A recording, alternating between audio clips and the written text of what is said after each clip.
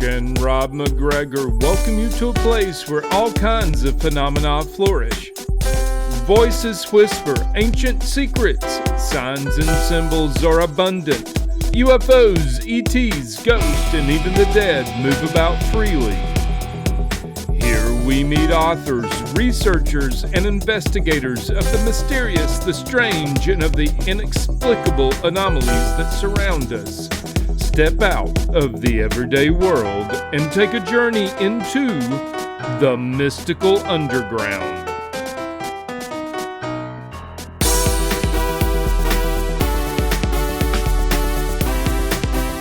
Welcome to the Mystical Underground. Thank you for joining us. This is Trish McGregor and Rob McGregor and our tech magician, John Posey. You can go to themysticalunderground.com where we make regular blog posts and where you can find out about our books. Among them are Phenomena, Harnessing Your Psychic Abilities, The Secrets of Spirit Communication, Sensing the Future, and Aliens in the Backyard. Our latest book is called Mind-Blowing Synchronicities, the latest science stories and research. Trish's most recent novel is White Crows, and Rob's is called Tulpas. If you're watching us on YouTube, we would appreciate it if you would take a second to click the like, subscribe, and notification button so you never miss an episode. If you prefer to listen to the show, it's available wherever you listen to podcasts. Please subscribe there.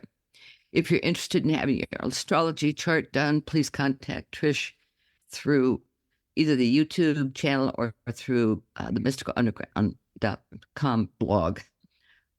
Okay. All right. Our guest today is Dr. Alex Ling. Alex was born in Vorst, Germany, and followed his family's tradition to become a medical doctor, a general practitioner. But he became disillusioned by the pharmaceutical-dominated healthcare system and chose to pursue a holistic approach to health, emphasizing lifestyle and diet through self-awareness and spiritual practices. He is also a successful sculptor, a researcher into megalithic sites, and the founder of a healing natural water company called Aquan, A-Q-U-A-N. He also leads adventure travel groups to sacred sites, and he lives in Cornwall, England, with his partner Vivienne. But I think today he is in Mexico. Welcome, Alex. Hello. Hey, you got here. Yes, thank you so much for having me today. Yes, I am in Bacalar. Actually, I'm in Mexico for the last 4 months. Oh. And yes, so I traveled extensively through the whole of Mexico to do my work. Uh-huh. All right. You speak Spanish? I understand Spanish, but that's good. my way of communicating, I need both my feet and my hands. So yeah. What are you doing in Mexico? I'm doing water research. I'm working actually very closely together with the indigenous groups here. And I just of late, over the last 4 days, have spent all the time with the Native Council. And there is a big campaign to promote peace and also to draw awareness to all the waters in the world and how important it is that we as humans are reconnecting to water.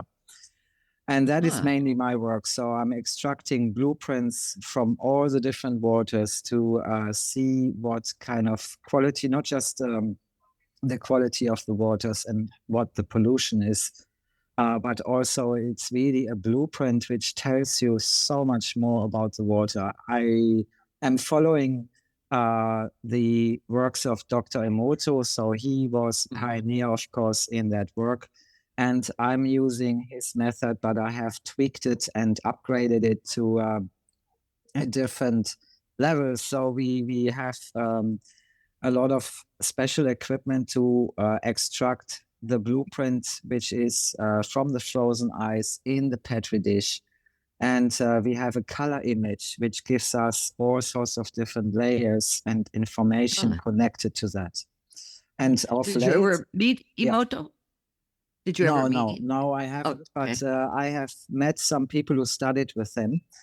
So I'm in contact with a lot of good scientists as well, conventional and not so conventional. But you need to have an open mind. If you want to really understand the connection we have with water, you cannot just go by numbers. you need to have a spiritual awareness. And only then I really could in-depth study a completely different spectrum of the water. Yeah, the last couple of days I've been pull out a couple of our older books by Emoto. Marcel Emoto, The True Power of Water, and also The Secret Life of Water, and reading them over and preparing to talk to you about that.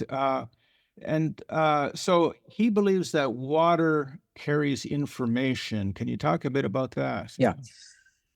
We call it actually the consciousness. So we know that water has a consciousness. It can react to certain ways. It can also heal different waters, and I'll go into that in a bit to explain that.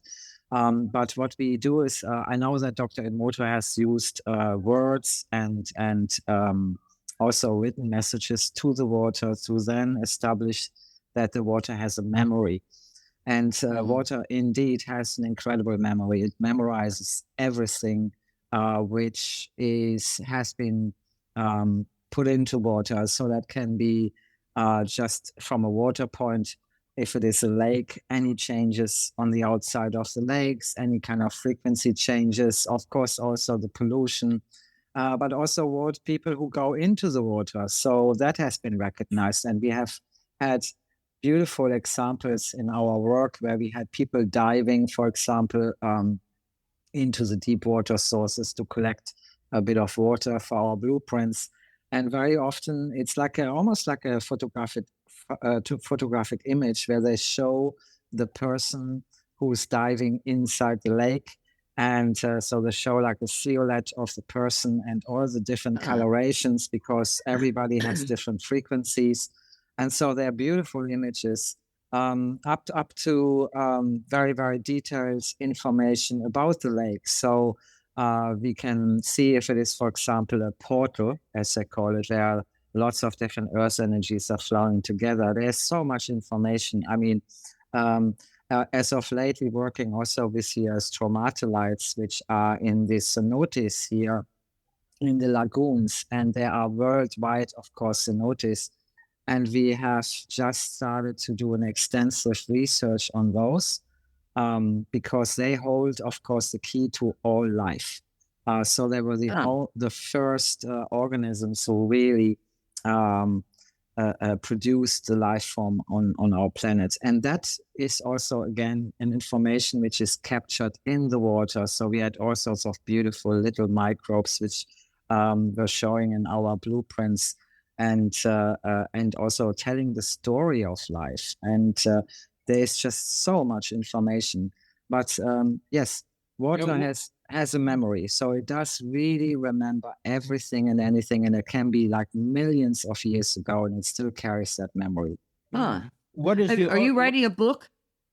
Yes, I am actually writing a book right now. So which also will have all the beautiful images inside and explaining exactly. And there is really a journey from our first blueprints, which we have taken, which were very, very simple. But the deeper our conversation and our connection with water was established, the more complex and the more beautiful those images got. Can you put one up, John? John? I can't. Sorry, I was turned towards the other computer. I couldn't get over to the mute button. Let me try. It's been a minute since I've shared on Zoom. So let's see how this works.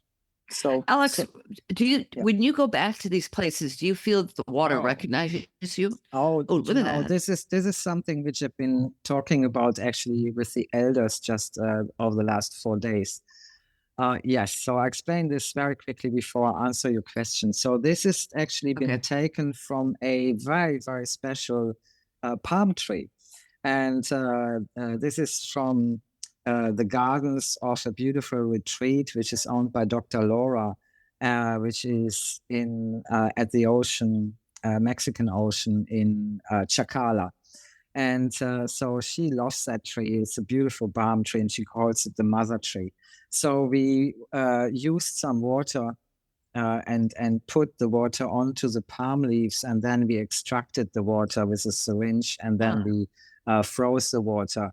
And that is actually also a little bit answering your question of memory, because you can see very clearly that the shapes of the structure in the water is like palm leaf-like. So you have this almost feather-like structures, which are also looks like a palm tree, or the palm leaves. Yeah. And, are those crystalline? Yes, they are. These are the ice crystals which form this beautiful pattern of this incredible colors. And so this is showing that there's a lot of healing colors in it, like the violet or the purple and the beautiful blues and turquoises. So that was just an experiment, and we were really pleased that it's shown up so beautiful. Ah, that's gorgeous. What's the process that you go through without getting too technical to create that image? Yes, we have the water. We transport it very, very carefully in a specially sealed container as soon as we have collected it, to avoid any kind of influence from any radiation which is around. For example, Wi-Fi is a big problem, so we want it to be so pure as possible. And we also have now a mobile laboratory which we can actually place at the Laguna or whichever water source where we're going, very close to the water, so we don't have to go for miles on end to the lab. And then what we do is we fill it up into the syringe, and then we fast freeze it. I very often use a cold plate. And on the cold plate, you also have the possibility to film the process, and that's something which we have done as well. So in time lapse, we were able to determine which colors form first, how many milliseconds it takes. So there's a lot of information which we are harvesting at the moment, and the reason for that is that we are connecting a new computer program to our research, which is then establishing the notes, the musical notes of each color and the lengths. And so we are able to actually create a melody from each water source. Wow. Yes. So that's incredible. Yes. So we have the visual, but we also have the audio to each sample. Yeah. You know, your book, how are you going to put that in your book? You're going to have music in your book. It would be great, but all the information, we have a separate website which we are working on. It will be available, I think, in 2 weeks, where this is totally dedicated to our research, where people can find, also can get the melodies to their water source. That's in a later version, because at this point, we're also working globally with water ambassadors who are collecting, they don't collect it, but people have the chance to send in their water samples. And you have to go on our website you purchase the kit, and all the funds for that will go into our research because we are self-funding. And so then you can choose the water source of your choice and just simply send it into our office or in our lab, where it gets processed. So, and we have different labs around the world, so where this is going to be done, so it doesn't have to cross borders. And this information is absolutely crucial for the future of our waters. Not only that we know what state the waters are in, but also we can monitor if there's any pollution.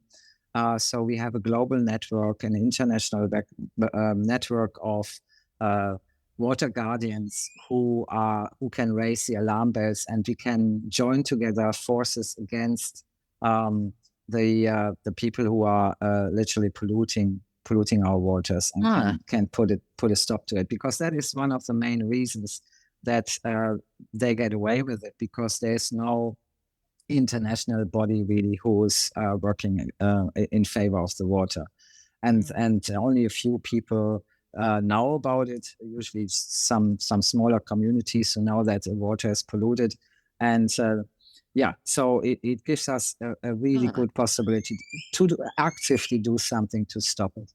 Yeah. One more comment about the photo there. Maybe it's my imagination, but at the bottom I see like a head, and It's a- eye and a mouth, like Uh, a snake down or there. a dog, or I thought it looks a bit like a dragon, actually, just looking yeah, like it. Yeah, it does. Yeah, Uh-huh. I like A, that. a Yeah, smiling dragon. Yeah, So yeah, yes, smiling really dragon. cool. And he's got this great headdress, colorful headdress. Yes, you're right. I actually haven't seen that before, so now I know there's a dragon in it. All right. That's real, beautiful. real quick, as far as the notes or the music of water. I grew up in a little town in northwest Alabama called Muscle Shoals, and the story had been passed down for generations about. And I'm getting the Indian tribe correct. I believe it was the Choctaw that the Tennessee River runs through between Muscle Shoals and another town, Florence, across the river, and the Indian or the Native Americans that were located on the banks of the Tennessee River in that area, they called it the Singing River. Mhm. So supposedly the reason they moved from northwest Alabama, migrated up into Oklahoma, supposedly because the river stopped singing. Yeah. Oh, wow. Yes, I'm very familiar with what the natives call it the Song of Waters. And so that's originating from when the water has touched Earth for the first time. So they call it also the cosmic water. And each river each water source has its own melody. So, and that's why we are so keen to find out more about it. And that's why we're doing the research. We actually have worked together with a group of the natives who are the Laguneros, which are near Mapimi in the zone of silence. And so they originated from the Eretillas. Now the Eretillas have a fascinating background story. They're not here anymore because they disappeared many thousands of years ago. But they were supposed to be half fish and half human, and they lived in the lagunas, which were situated in the desert. And some of the lagoons are still actually existing, like the Quattro Ciénegas, which are 4 lagoons. Excuse me. And each of the shamans would have the ability to sing those songs and would connect to the water, and they would chant to the water, which was raise or keep the energy or the frequency in a certain level so that it harmonizes with our planet, but also with us as humans. And some of these people I just listened to a Mayan shaman just yesterday who was singing a song in Mayan language to the mother tree, and everybody, including me, we were all in tears because it was so moving. We didn't know what the words were meaning, but it was just the frequency, which was just so enchanting. It was just absolutely amazing to be part of this.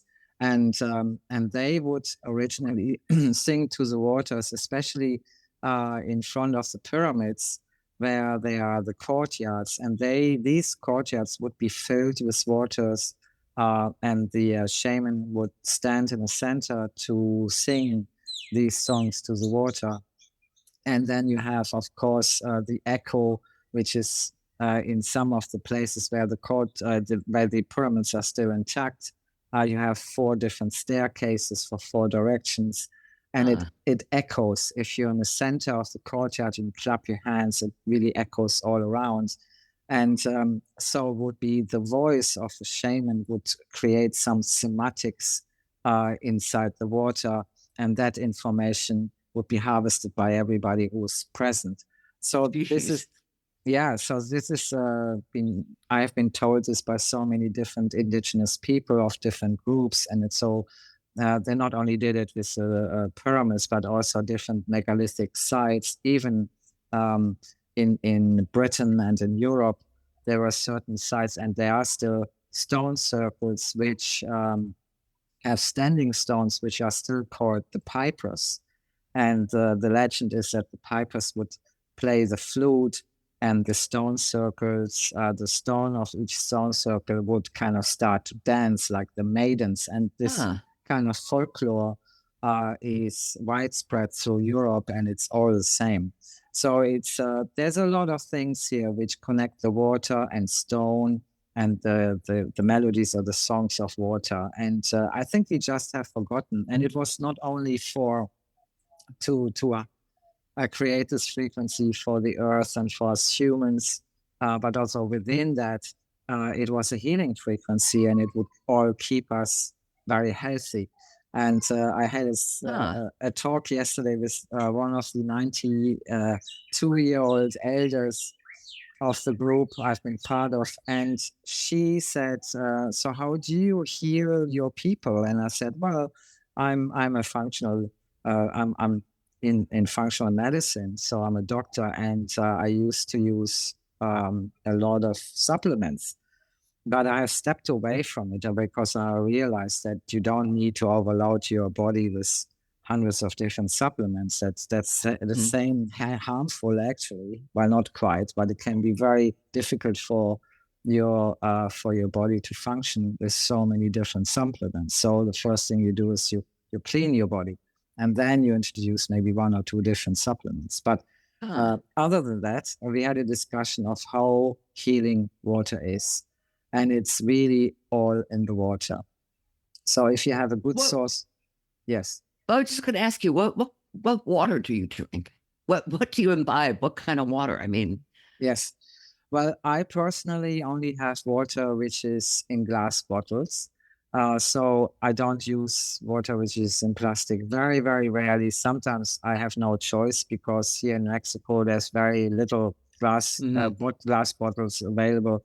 So then I fill, at least I go to a spring and then I fill my water up. But I try to avoid on all levels really to avoid drinking water which is not correct. So I understand that many people ask me this question over and over again: how safe is it and how good is it to drink our tap water? And I think the best way of dealing with tap water is to distill it. And then because when you have distilled water, unfortunately, yes, you get rid of all the toxins, but you also you don't have living water anymore. Yeah. So in Mexico, travel in Mexico there. So you got to watch out for Montezuma's revenge, which is from drinking the tap water. Yes, it's to be avoided. We never ever drink the tap water. I even have an aversion of bathing or showering with it, so I go to the Laguna because the water is much more safe. What do the crystals look like from tap water? It depends. Again, it depends how polluted the water is, but usually you don't get any coloration at all. Really, there isn't any. So how about filtered water? Filtered water still can be, but see, it's all to do with the memory. And once it memorizes all the different fluorides and all the chlorine and all this, it's very difficult to get a blueprint which shows any life at all. So it is still, okay. And the worst thing what people can do, and I'm always trying to say that, please do not put your food or your water into the microwave. Really don't, because it destroys everything and anything, all the nutritions and the water. And it's just like a black, dark mass which you absorbing through your food. So that's really not a good thing to do. What about cooked food, like in an oven? That's okay, right? Cooked food in an oven is okay. Yes, yeah. So long you don't have this Wi-Fi radiation, then you're okay. But coming back to the distilled water, what you have to do if you use distilled water, please use some Celtic sea salt or some really good salt, and just sprinkle a little bit into it to get the minerals back, and that restructures the water immediately. The distilled water you're talking about. Yes, distilled water, which is what many people do when they have tap water. They just distill it. Yeah. Hmm. But where does water come from originally? What is the origin of water? I had a discussion over the last few months with some physicists because I studied astrophysics as well. And so we all came to the agreement that the water definitely not coming just from this planet. So it came from outside in space. And one of the biggest sources in space are quasars. And quasars are incredible celestial bodies within our universe, and they usually coexist. In all cases, we have found that they coexist next to a black hole, but they shine so bright. They have such energetic field, which is absolutely massive, and in their light, they really swallow all different galaxies. I mean, many millions of galaxies around them. So. But the beauty of those quasars is that they have water in space. And people always ask me, well, how can water be in space? And it's not like the water we know, it's water plasma. So water plasma is created soon as you have a certain current going through the water source, and very slowly it creates water plasma. So in space, you have the one of the quasars, for example, has 140 trillion times the amount of water combined of all our oceans in this quasar.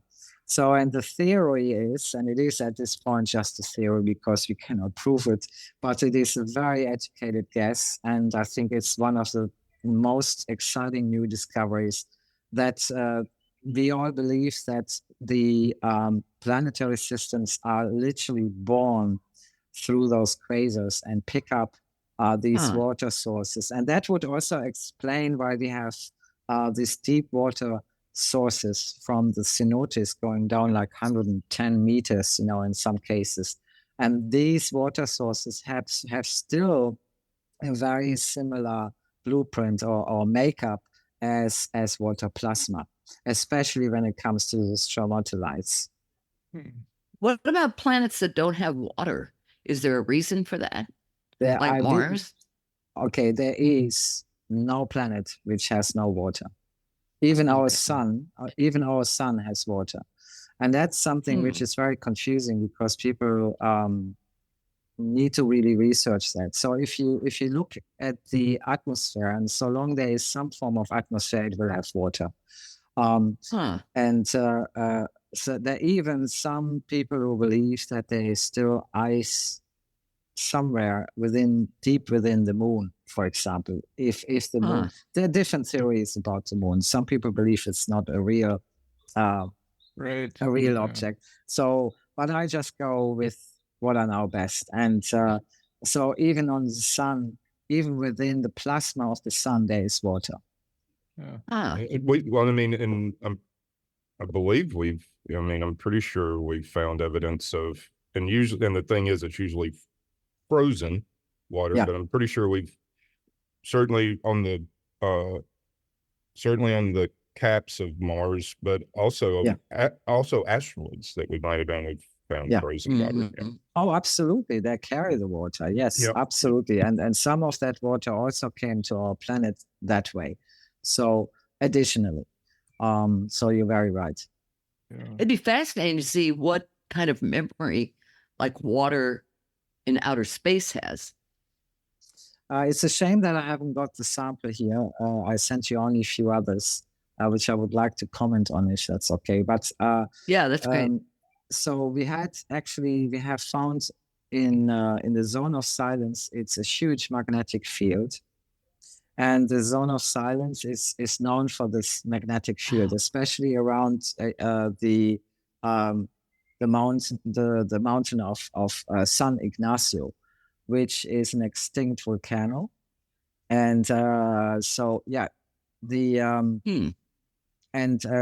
around San Ignacio, there's this huge attraction. It's also a UFO hotspot. And I can actually say that we have seen an incredible light show while we were inside the desert, and we stayed there for a few days, and we camped out And we have taken a lot of footage from very unusual orbs, very unusual sightings we had within that zone. But also it's a magnet for meteorites. So we found a lot of those on the ground. And there's one specific area where you literally, it's totally littered with tiny broken up pieces of meteorite.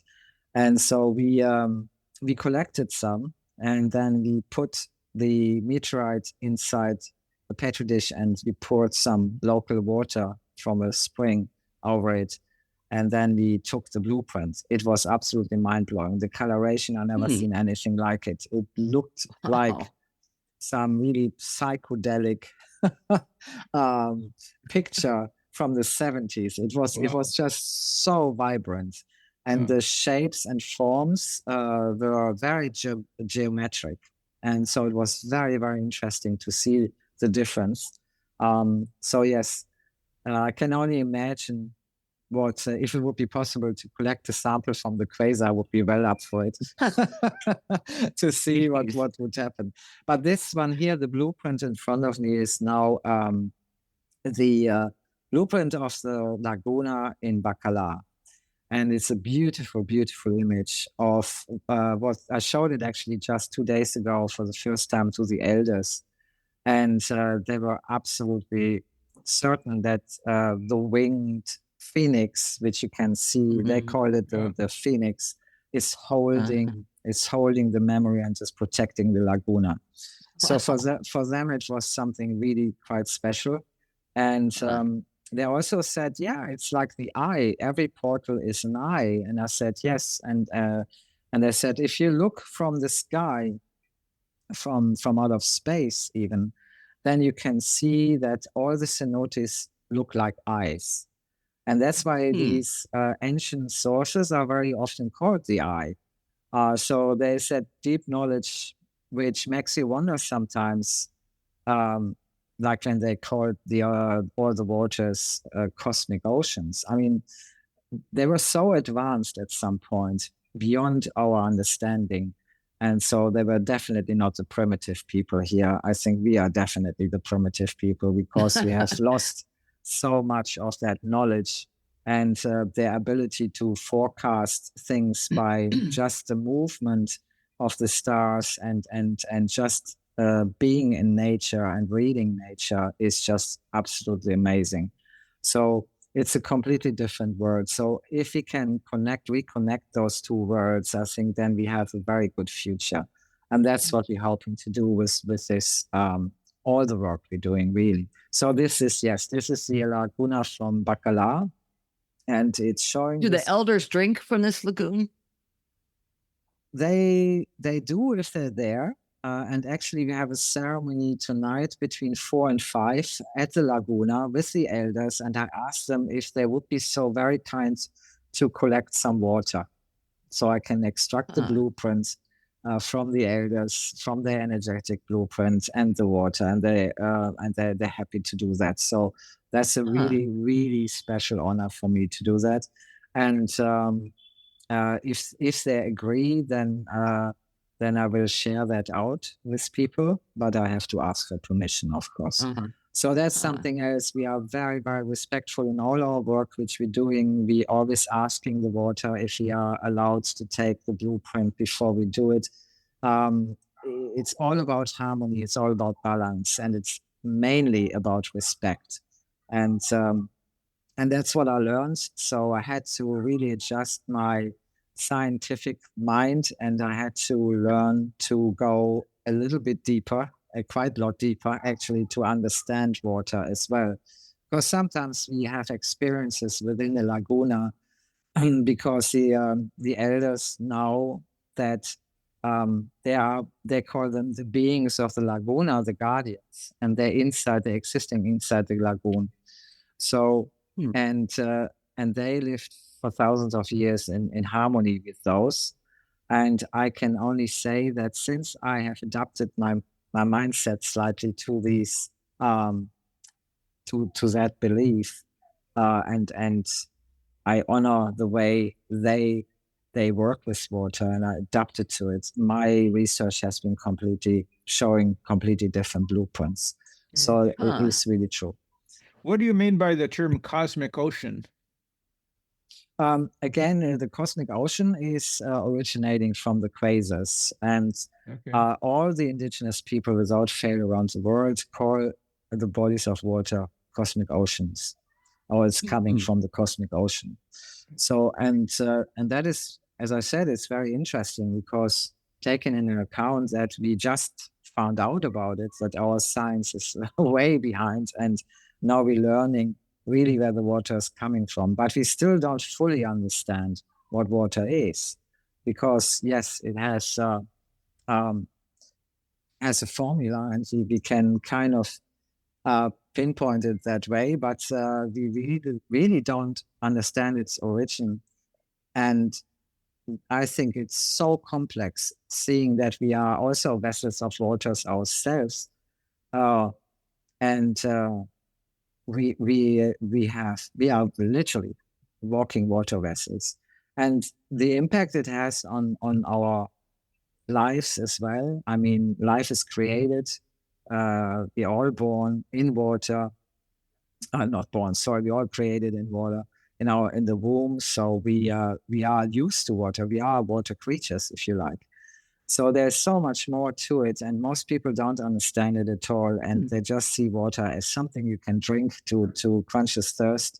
But I think if we really fully want to understand life and creation, then we have to really go deep down into understanding water.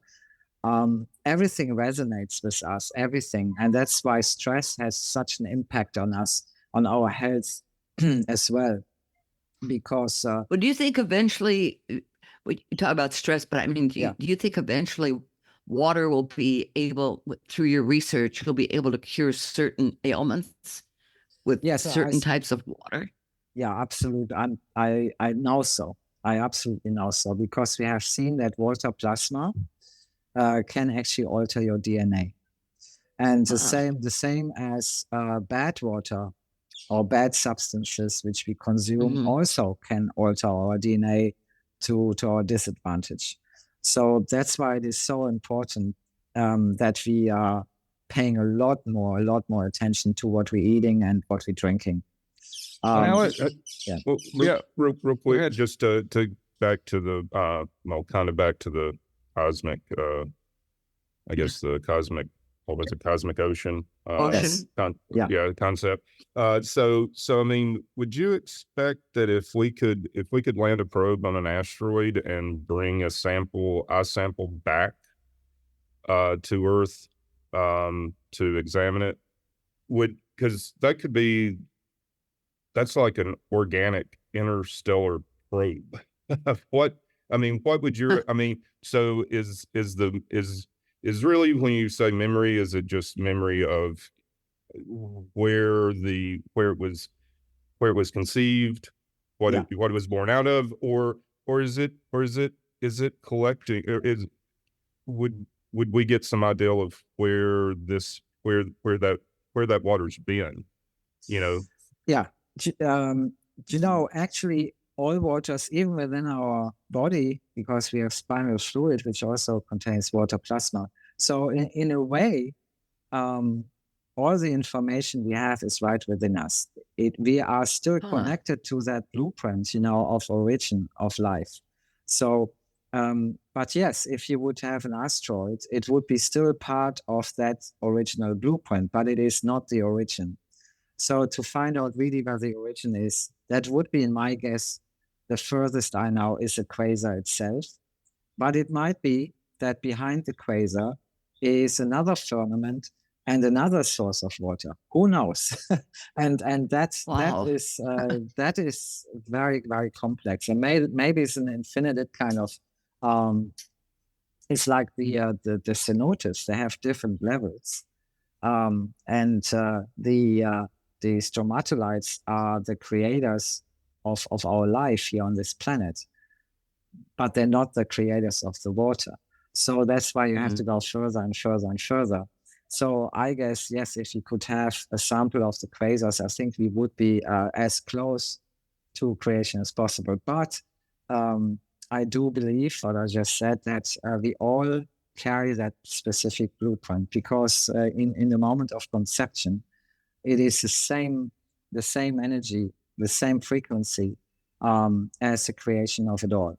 So, and I think if you get close to building a bridge between the water and fully understanding the water and where water comes from, then we also will understand where we came from and who we are.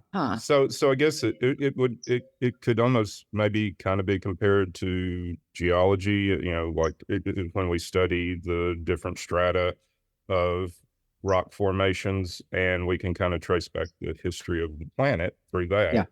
Yeah.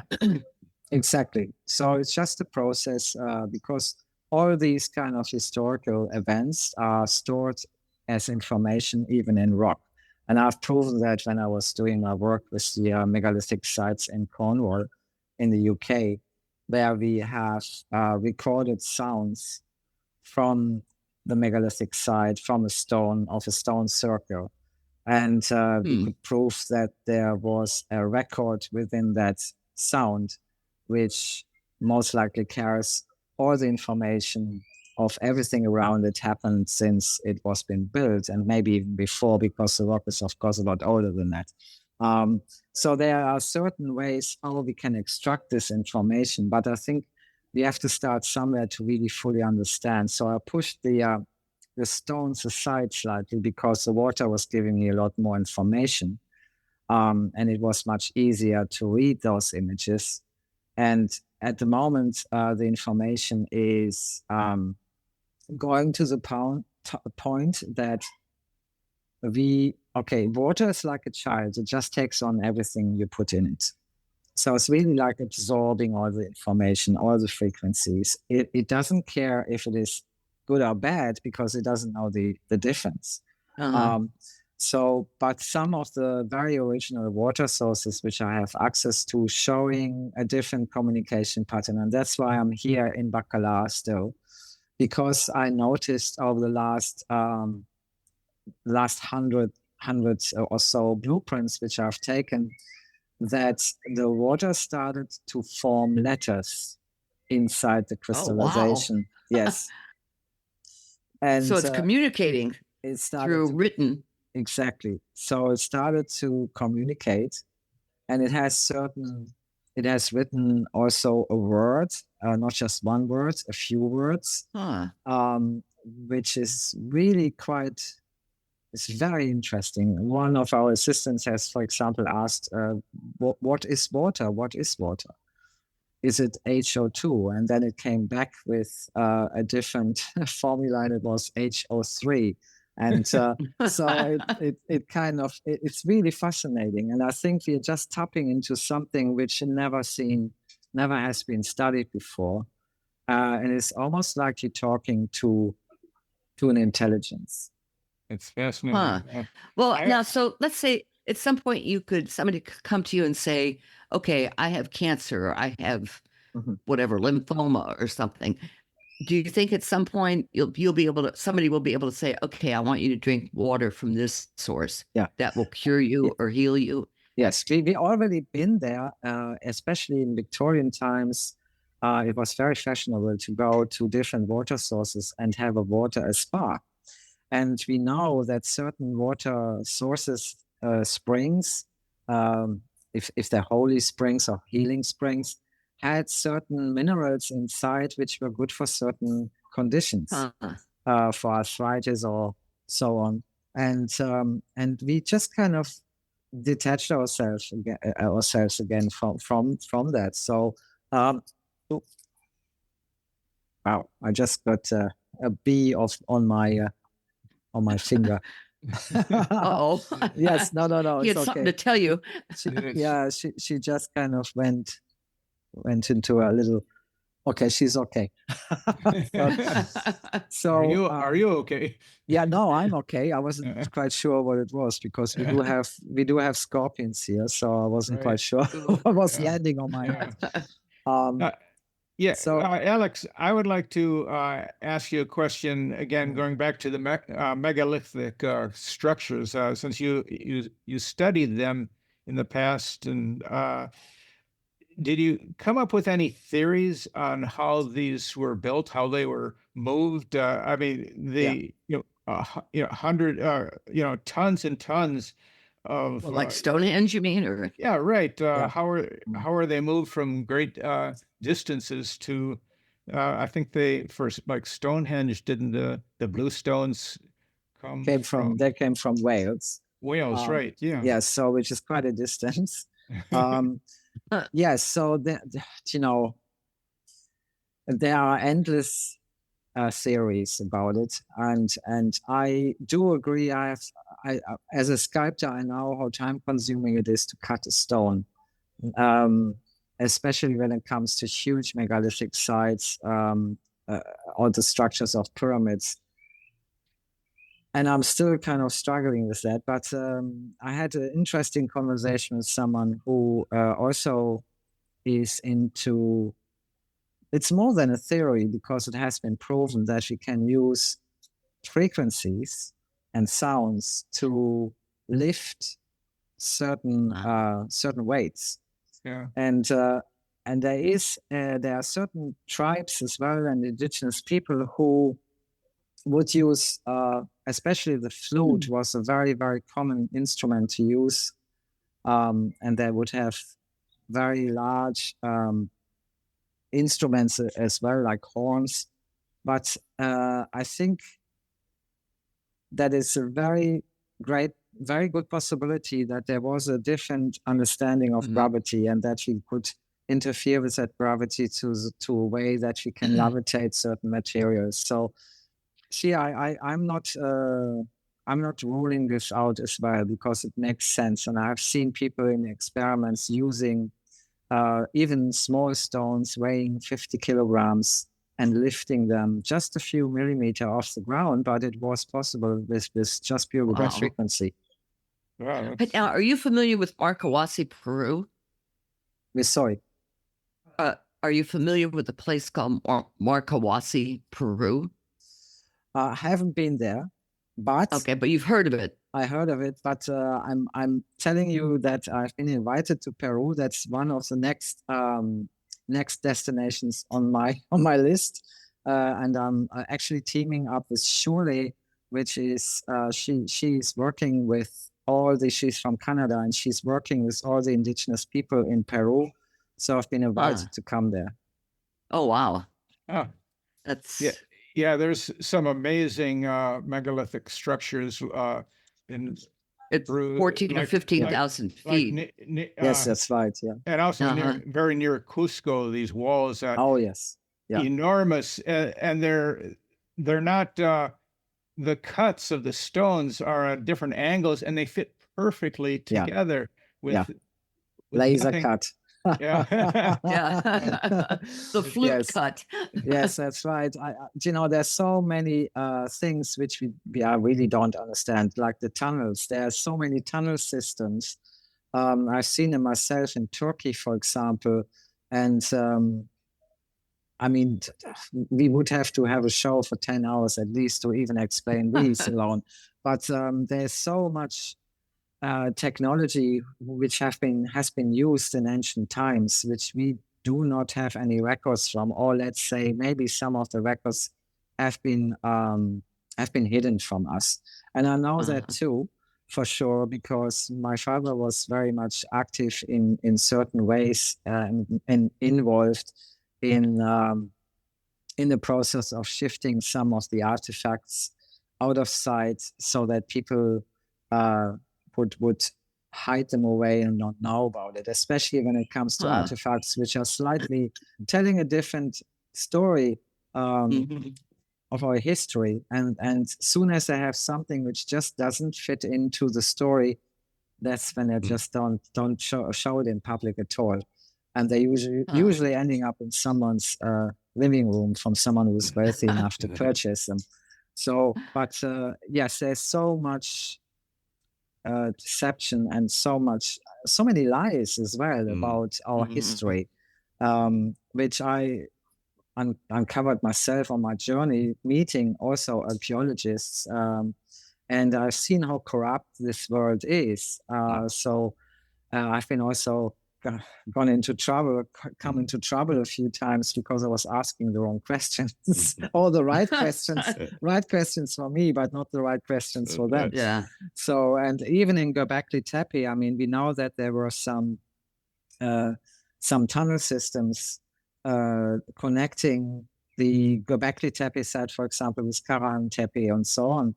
And these tunnels would go to the Tigris. And now that the water levels are so low at the Tigris, they would have access to these tunnels. And these tunnels would have this humming sound, which people were noticing who lived in the area.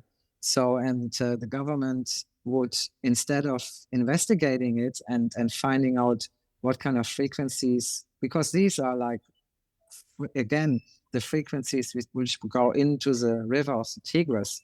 So there's certain tunnel systems, like instruments, which have been created specifically for that reason. Man-made tunnels?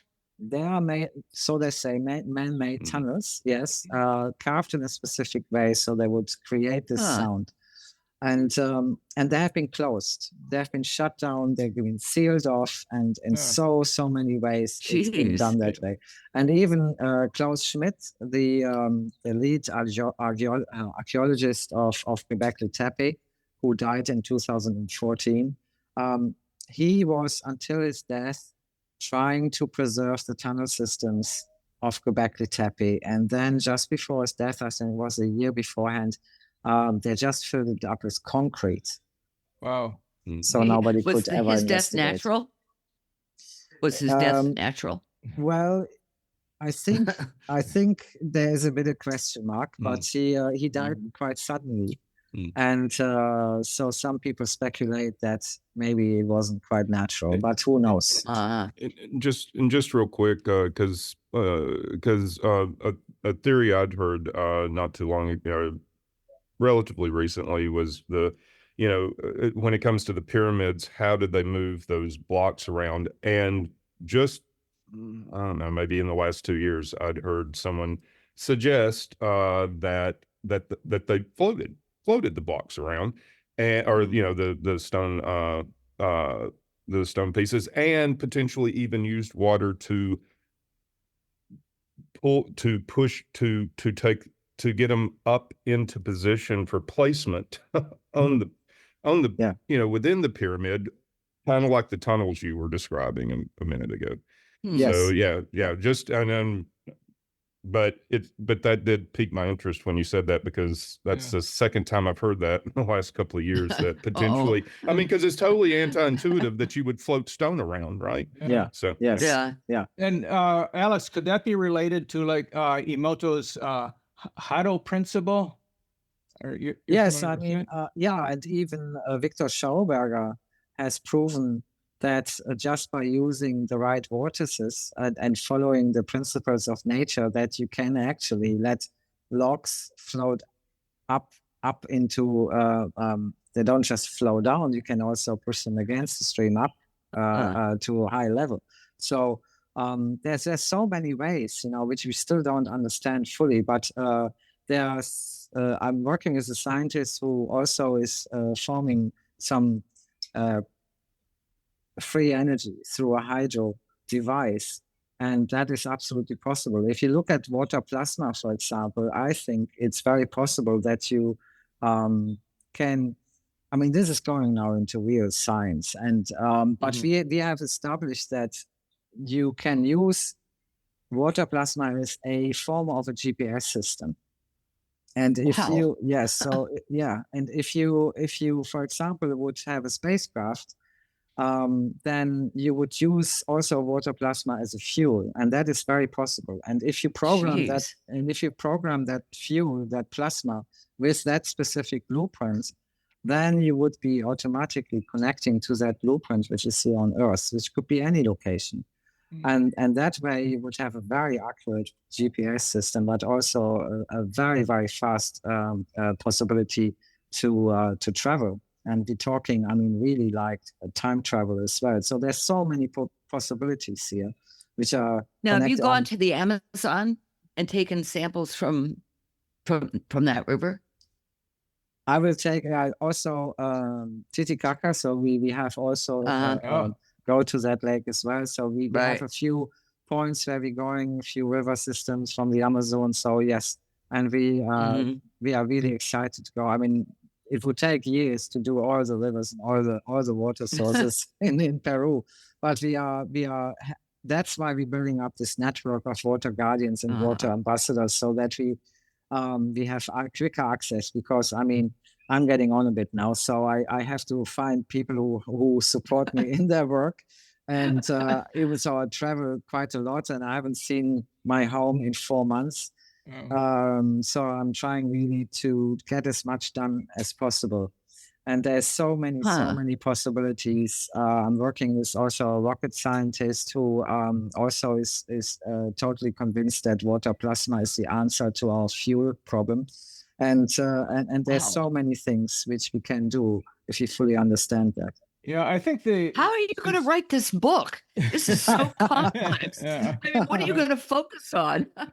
I think the first book is just purely about our indigenous ancestors and our water connection, and how we need to really reconnect, and showing the blueprints and explaining the blueprints. And you have seen, for example, one of the blueprints which had a volcano on it, like a drawing almost, and this is purely really from the ice and photographed, and that was just a couple of days before the Indonesian volcano was erupting. So that was really interesting. So I think there is all this information, future, past, and present events, stored in the water, and definitely also the future. So, and of course it would know, because it's connected to all the volcanoes, right? So it knows which volcano is going to be active, and also we know that the indigenous people had knowledge to the solar cycles very, very much. So they knew which events would occur. And that's why very often they would relocate in higher positions if there was any tsunami or any kind of big major event. And that was my talk, which I gave over the last year, talking about the solar activity and how it impacted us 14,000 years ago. Because we now know that there is this connection between the major solar event and the Great Flood. Yeah, you have so it's like precognitive water. Yeah. You have a lot of knowledge in a variety of subjects, but you're a medical doctor, and I would think that the healing aspect would be of particular interest. There was a story in Emoto's book, I think it was the last one he did, that his own experience, he had an injury flare up in his ankle from rugby. It was a rugby injury. From rugby. And the scientist he was working for gave him some water to put it in some water, and the pain went away, and the swelling and the pain went away. I mean, I think, yes. Yeah. Can you talk a little bit about that? Yes, and again, it has to do with our connection to water. So we can really literally, I mean, there were so many experiments which he did of also waters which weren't well or were polluted, and where he asked people to meditate and to send love to these waters and all the positive intention. And you can literally, we have done that too. We had, for example, I explained that very quickly because it's quite important. We had 2 different water samples. One was from Lake Chapala. Lake Chapala is highly polluted, and people making jokes about it. If you put your finger in it, you will lose everything except your bone. So, and it is actually quite sad, because all the pollution from 3 rivers is going into the lake, and it's for the indigenous people a really, really important place. So, but the water is heavily polluted. It didn't show nice colors at all. It was very gray, very smudgy, and it had just like a tiny, tiny glimpse of not even a centimeter in the center which had a slight faint coloration. So what we did is we used a different healing water, which was coming from a very strong source, a very healthy source, just not very far away. So we placed the two petri dishes next to each other and introduced the water. So then we froze it, and I asked specifically the water, which was the healing water, can you please hear the water right next to you? And what happened then is something extraordinary.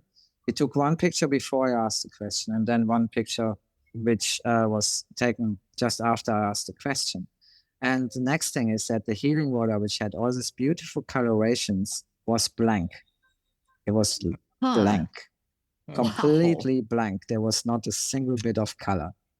But the next one, the petri dish which was next to it, which was from the compromised water, suddenly started to show all the colorations. Jeez. So it reset itself to a point so that it could help the other water. Now that is a very selfless act, and it's something which I have never seen before. And we repeated it 5 times, the same waters, and it was always the same. Wow. So and we are still studying it, and we're still trying to understand actually what happened here. But it is a beautiful act of love. And so coming back, that's got to be in your book. That is a great story. Yes. And just real quick, because and appreciate Alex, you spending the time with us, but we're going 6 minutes over. Nigel, apparently Nigel is not doing. No, his Nigel job. was in here. He already did. Right. And so Nigel's usually the timekeeper on the podcast. Right, yeah, but I think whatever we call this podcast, it will be part 1 because there needs to be a part 2. Yes. This is just great. This is fascinating. How can people contact you or find out more about the water? Samples of water. Yes. We have the best way is really on the website, and there is a email address as well. And the website is just Aquan, is AQUAN.com. And if you type it in, and there's you can leave a message. That's the easiest way. So because our website is a bit overloaded at the moment because our products are actually sold out. And so we're just trying to cope with it. Our products are based on structured water, and we're using frankincense, myrrh, and gold, which we have made water soluble in a very, very lengthy process. And so we're the only company who does that.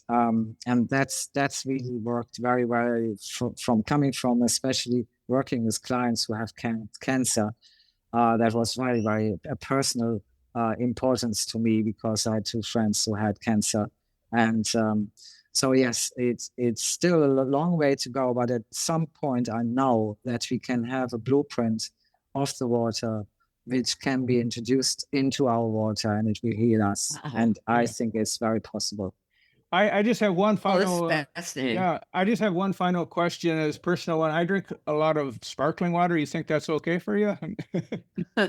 Again, it depends if it is carbonated in a natural way or if it is carbonated artificially. So some springs have a very mild sparkling naturally, and that is actually quite good. And it also tastes a little bit more salty, which is also good for your body. But if it is too much, then it can be actually not very good for your gut system. Okay, interesting. Thank you. Okay, we're going to start drinking only distilled water. or just go to a spring, because they are still around, and people saying, yeah, but how do I find it? But usually, I mean, even in Britain, we have numerous springs. People know about it. Zephyr Hills, Trish. Here. But please don't take it. There's a lot of. Don't use the spring water if it is connected to any agricultural kind of area, because then you get things in there which you really shouldn't have. If it is pesticides or animal feces or something, so get sure it's a clean source. But try, if you buy water from the supermarket in plastic bottles and you don't have any other choice, then decounter it into something which is a better container than the plastic, because then you have all the leaking kind of chemicals as well. How about metal? metal. The steel, well, see, steel steels. So don't put it into anything which is steel. Ceramic is good, or glass. Just get a glass bottle. Could be an empty wine bottle, even if you don't have anything else. Just clean it out and then just pour the water and leave it in there. Okay. And how about aluminum? This I'm is sorry? aluminum. How about aluminum? Aluminum. Yes, Oh, that's okay Is that too. all right? Yeah, that's Okay. fine. So just be sure that you don't keep the water in complete darkness. That's why I always say, just use the bottle, because so many people think that sunlight is not good for water. It's completely the opposite. Sunlight is essential for water. Wow. Thank you very much. All my water's going into the sun. We'd like to have you back. Thanks so much. Yeah, we'd love to have you back, Especially Alex. when you have your book coming out. That'll be great. We'll be happy to talk to you about the book. Yes, absolutely, for sure. It was a pleasure to meet you all and speak to you. Thank you so much. Thank you. Thank you. We'll send you the link. Okay. Yeah. Okay. I know. Thanks. Bye. Thanks for joining the Mystical Underground. Visit www.themysticalunderground.com for the latest blog post and book info. Subscribe to the podcast on Apple Podcasts, Spotify, Stitcher, Google Podcasts, or your favorite podcast app. Listen to the podcast at podcast.themysticalunderground.com. Follow Trish and Rob on Instagram at Trish and Rob McGregor. Follow us on Twitter at TheMysticCast. Send email to podcast@themysticalunderground.com. And until next week, thank you for listening and stay mystical.